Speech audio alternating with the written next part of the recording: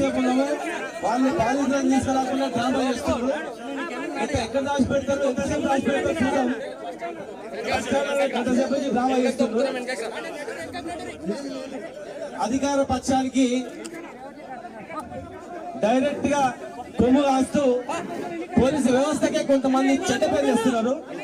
ఈ వేధింపులు ఇక్కడ కాదు, రాష్ట్ర వ్యాప్తంగా ఇలాంటి వేధింపులు, ఇలాంటి దౌర్జన్యాలు జరుగుతూ ఉన్నాయి.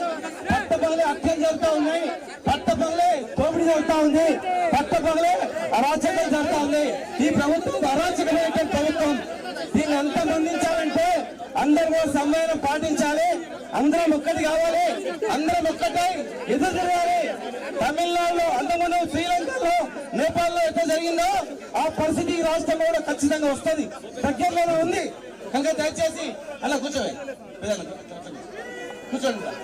కనుక అందరూ వాళ్ళు చూద్దాం, ఇంకా 10 నిమిషాలు చూద్దాం.